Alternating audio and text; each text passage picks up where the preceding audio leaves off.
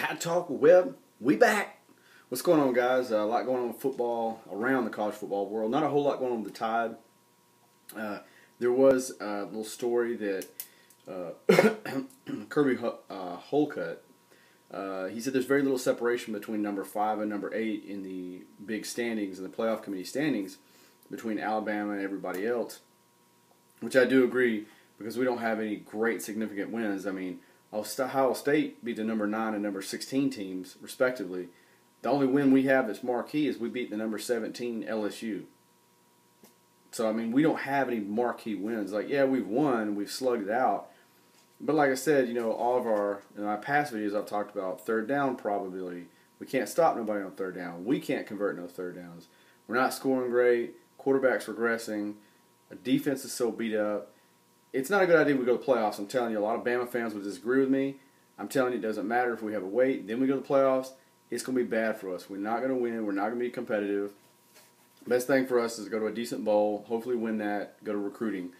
Like I said, I have to agree with them. There's not a lot of difference between number 5 and number 8 teams, respectively. We're not playing the conference championships, and us being idle, you have Ohio State. If they pound Wisconsin like everybody thinks, they're going to jump quite a few spots, and I still think we get left out. That's really the only – that's kind of a – it's not really an upset. I think everybody predicts that Wisconsin hadn't played a lot of tough-ass teams. Ohio State's really better prepared, better athletes. I think they will win. Even a close one, I think they win. I think we get left out. The only other upset I could see is Georgia beating Auburn. That's because Kerryon Johnson and Petway are hurt. I could see that. And with that being said, Auburn can't play much better. They beat Alabama. They beat Georgia at home. They don't look that elite away from home. So I'm predicting Georgia will win that game. I still don't think Alabama, because we're being idle, what people have seen from us, we don't have marquee wins. I don't think we jump anybody. I could be totally wrong, and I'll admit it if I'm wrong, but I don't see us going to the playoffs. I see Clemson bouncing Miami. Like I said, I see all the other conference championship games, like Oklahoma, they bounced TCU. Like, you know, these are not hard games to predict. I don't think in my thoughts, and I think the playoff committee is going towards you need to win your conference. I think that's where we're going, and I could be wrong. Bama could wind up backing into it. Highly unlikely, but we'll see.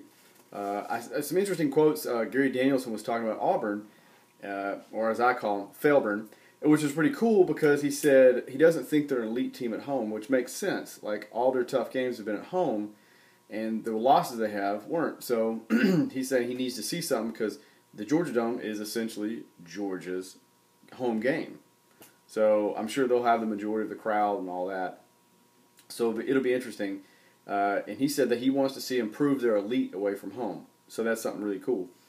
Wow, lots of other news going around college football. Like I said, we still have Tennessee looking for a coach, Arkansas looking for a coach, Texas A&M. We can go ahead and get Arkansas and A&M out of the way. A&M's banking all their chips on Jimbo Fisher. They're waiting to the end of the season, see what's going to happen. They're going to roll out the red carpet, the money, and we'll see. You know, he keeps saying no. He had a radio show the other day where he kicked a fan out for asking, are you going to Texas A&M?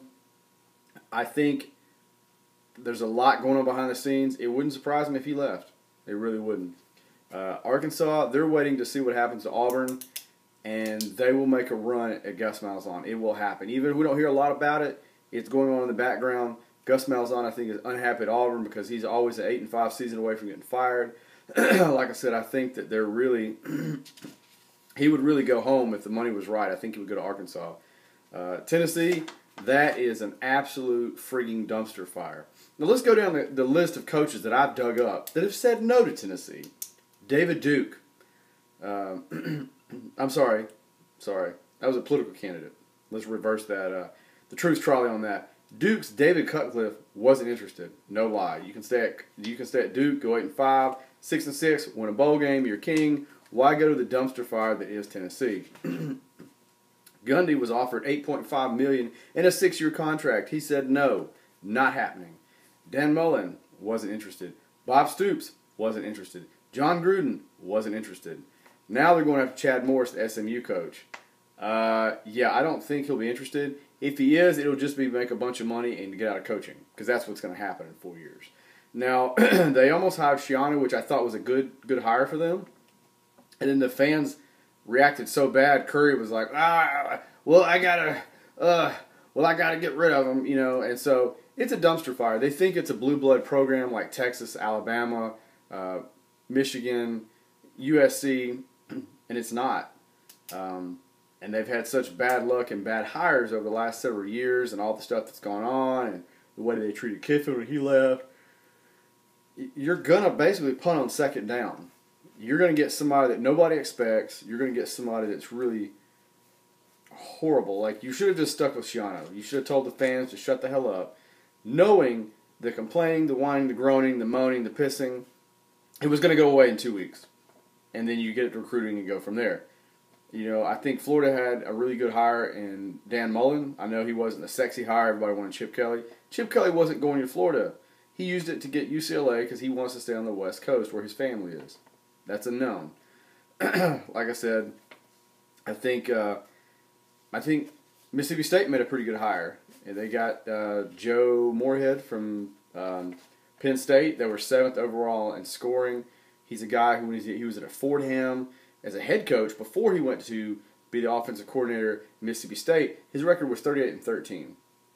So it speaks for itself. He had a pretty good record. I think he'll do good things at Mississippi State.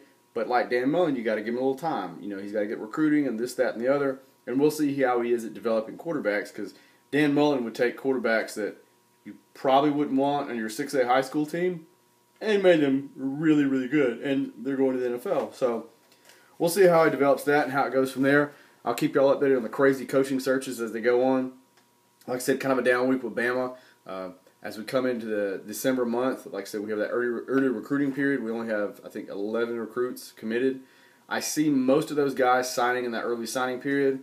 I'm going to get some of my contacts down at Bama, get to working on that. I got 2 or 3 guys in the know, and so we'll see what we got going on there, and we'll see who we're targeting as well for defensive backs, because we need some of those, dear Lord Jesus, bad. So, anyway, I'm Todd Talker Webb.